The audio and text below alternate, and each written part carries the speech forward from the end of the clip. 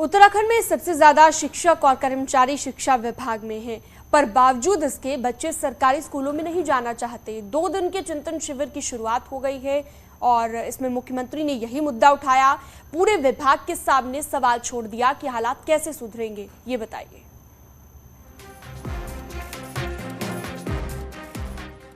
उत्तराखंड में कुल 1,95,000 सरकारी कर्मचारी हैं और इनमें से अकेले 70,000 शिक्षक और कर्मचारी शिक्षा विभाग में हैं। ये बात खुद प्रदेश के मुख्यमंत्री पुष्कर सिंह धामी ने हैरानी जताते हुए देहरादून में शिक्षा विभाग के चिंतन शिविर में कही। 2 दिन के इस चिंतन शिविर में शिक्षा विभाग के राज्य, जिले और ब्लॉक लेवल के अधिकारी पहुंचे, जिनके सामने मुख्यमंत्री ने सबसे बड़ा सवाल ये खड़ा कर दिया कि अगर सब कुछ ठीक है तो फिर सरकारी स्कूलों में बच्चों की संख्या लगातार क्यों घट रही है। इस सवाल का जवाब सबको खोजना होगा। है उस पर चिंतन करेंगे और चिंतन करने के बाद जो भी उससे चिंतन और मंथन से अमृत निकलेगा, उस मंथन से हमारी छात्र संख्या भी बढ़ेगी और छात्रों का जो शैक्षिक वातावरण है वह भी बढ़ेगा। मुख्यमंत्री ने कहा कि शिक्षा में हालात कैसे सुधरेंगे इसका प्लान बताइए और प्लान 10 नहीं 1 होना चाहिए, जिस पर काम भी हो सके और रिजल्ट भी दिखे। वहीं मुख्यमंत्री पुष्कर सिंह धामी के सवालों को पूर्व शिक्षा मंत्री प्रसाद नैथानी ने कहा कि ये हाल बीते 5 साल में हुआ। पिछले 5 साल में इन्हीं की सरकार थी, त्रिवेंद्र जी से लेकर के जितने हमारे 3 मुख्यमंत्री रहे, उससे लेकर के आज देखिए कि शिक्षा की हालत क्या है। तो इसके जिम्मेदार भी यही लोग तो हैं, इसमें जनता का कोई दोष नहीं है। सरकार पिछली बार भी उनकी थी, इस बार भी उनकी बन गई है। उत्तराखंड में सरकारी स्कूलों की खराब हालत को पलायन की बड़ी वजह माना जाता है। यही वजह है कि प्राइवेट स्कूलों में पढ़ाने की होड़ में लोग गांव छोड़कर शहरों में दौड़ आते हैं। देहरादून में 2 दिन का चिंतन शिविर शिक्षा की क्वालिटी सुधारने पर हो रहा है, पर सवाल है कि जब स्कूलों में बच्चे ही नहीं होंगे तो 70,000 शिक्षक आखिर किसे शिक्षा देंगे। दीपांकर भट्ट, न्यूज़ 18 देहरादून। और खटीमा क्षेत्र में 2 दिन हुई बारिश से फसल को नुकसान पहुंचा है। कई गांवों में बारिश के बाद खेतों में पानी भरने से किसानों की फसल खराब हो गई है। वहीं किसानों ने नदी के पानी की सही निकासी नहीं होने से खेतों में पानी भरने की बात भी कही है। ये लोहिया नदी है, ये आपके सामने लोहिया नदी है और इस पे कई सालों से ये पैपों वाला पुल है। मैं आज से 15 साल पहले प्रधान था, तब भी हमने लिख के दिया था। ये सभी जितने भी अधिकारी हैं सबको दे रखा है, जितने विभाग हैं। 2 दिन से इतनी बरसात हुई, जो धान हमारे ये पले हुए थे, पेड़ करा हुआ था, आज वो सब डूब गए हैं और डूबने के कारण सारा धान नीचे से गल रहा है। रुड़की के गंग नहर कोतवाली इलाके में देहरादून हाईवे पर एक सैन्य वाहन और पुलिसकर्मी के निजी वाहन में टक्कर हो गई। वहीं दोनों पक्षों के बीच जमकर नोकझोंक और धक्का मुक्की हुई। सूचना मिलते ही मौके पर पहुंची पुलिस ने मामला शांत कराने की कोशिश की। इस दौरान भारी भीड़ भी मौके पर इकट्ठा हो गई। लोगों ने मामले को बढ़ता हुआ देखकर सैन्यकर्मी के वाहन को मौके से रवाना कर दिया। फिलहाल अभी तक दोनों पक्षों की ओर से कोई तहरीर नहीं दी गई। फिलहाल दोनों पक्षों को समझा बुझाकर मामले को शांत कराया गया।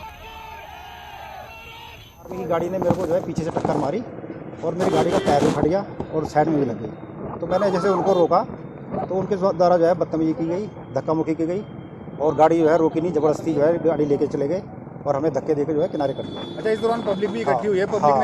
पब्लिक के भी कुछ शरारती लड़के थे, 1-2 लड़के हैं, उनके द्वारा भी बदतमीजी की गई।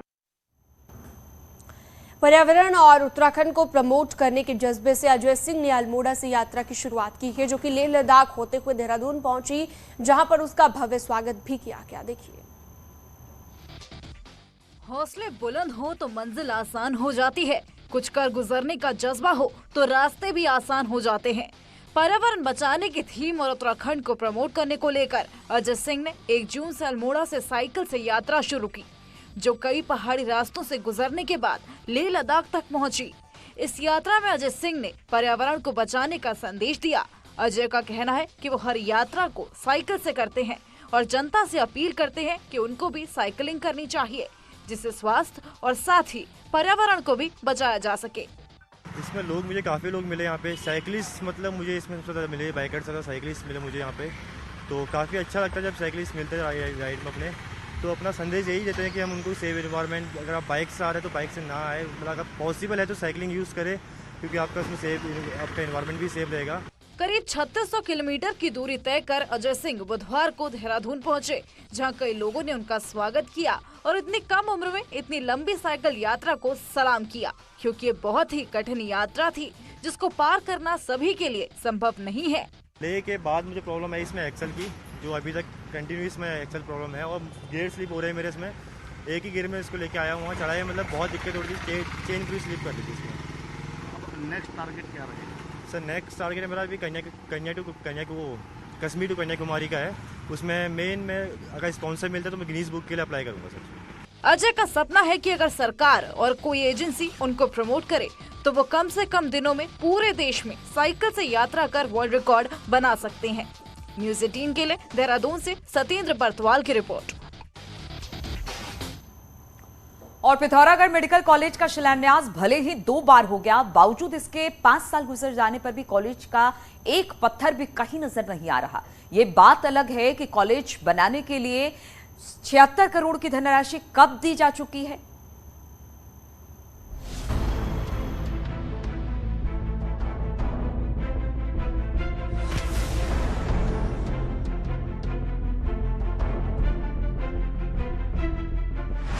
बेहतर हेल्थ सर्विस के लिए पिथौरागढ़ दशकों से करा रहा है। बेस अस्पताल बनने और मेडिकल कॉलेज के शिलान्यास के बाद कुछ उम्मीदें जगी थी, लेकिन अब ये भी दम तोड़ती दिखाई दे रही हैं।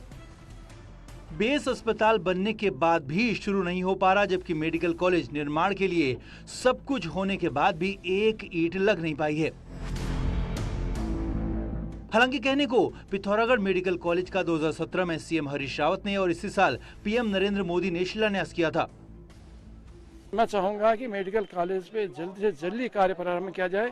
उसका पैसा सीएमओ के खाते में पड़ा हुआ है, कार्यदायी संस्था एनपीसीसी चयनित की जा चुकी है और प्रधानमंत्री जी द्वारा उसका उद्घाटन किया जा चुका है। फिर भी इसमें विलंब कैसा है, ये आम जनता की समझ में नहीं आ रहा है। चंडाग में करीब 25 एकड़ जमीन पर मेडिकल कॉलेज बनना है। इसके लिए 455 करोड़ रुपए स्वीकृत किए गए हैं। स्वीकृत धनराशि से 76 करोड़ रुपए सीएमओ को जारी भी हो गए। और यही नहीं, 2 साल पहले ही मेडिकल कॉलेज के प्राचार्य की भी तैनाती की जा चुकी है। फिर भी नतीजा अभी तक सिफर रहा है। विभाग की माने तो 2 बार मेडिकल कॉलेज का टेंडर तकनीकी कारणों से निरस्त हो चुका है, लेकिन थर्ड टाइम टेंडर को मंजूरी मिल जाएगी। देखिए, पिथौरागढ़ मेडिकल कॉलेज में 2 बार टेंडर हुआ था और उस टेंडर में इश्यूज उनके आ गए थे। जो हमारी कार्यदायी संस्था है एनपीसीसी, जो भी टेंडर पहली बार में कोई नहीं आया था और दूसरी बार में जो आए थे उनके डॉक्यूमेंट करेक्ट नहीं थे, तो अभी वो तीसरी बार इसका टेंडर वो लगा रहे हैं। उनको हमने अनुमति वगैरह दे दी है। पहाड़ों में हेल्थ सिस्टम की खस्ता हाली किसी से छिपी नहीं है। ऐसे में अगर समय रहते मेडिकल संस्थान शुरू हो जाता तो लाखों की आबादी को सीधा फायदा पहुंचता और यही नहीं, पहाड़ों से हो रहे पलायन पर भी लगाम लगती। लेकिन लगता है नीति निर्माताओं को इससे ज्यादा फर्क नहीं पड़ता। न्यूज़ 18 के लिए अल्मोड़ा से किशन जोशी के साथ पिथौरागढ़ से विजयवर्धन उप्रेती की रिपोर्ट।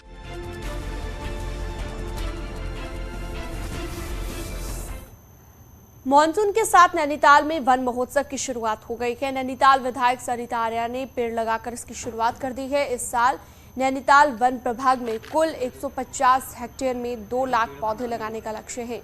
इस बार पहाड़ के जल संरक्षण के लिए 29 पेड़ को प्रमोट किया जा रहा है, ताकि पेड़ लगाने के साथ भूजल और जल स्रोत रिचार्ज हो सके। तो लास्ट ईयर हमने पीपल को प्रमोट किया, इस साल 29 को प्रमोट कर रहा हूँ, क्योंकि जल शक्ति अभियान के तहत 29 एक वाटर रिस्टोरिंग कैपेसिटी वाला प्रजाति है, तो इसलिए 29 देवदार और बांज इसको इस साल अधिक प्रमोट कर रहे हैं। और बागेश्वर में जो बारिश के पानी से भरे खेत है उसमें अब धान की रोपाई शुरू हो गई है। सुबह होते ही किसानों ने खेतों का रुख किया और मानसून की पहली बारिश होने पर किसानों ने खेतों की जुताई कर धान की रोपाई के लिए तैयार कर दिया। रोपाई के लिए बारिश काफी मुफीद साबित हो रही है। यहाँ अधिकतर महिलाएं धान की रोपाई करने में जुटी हुई हैं।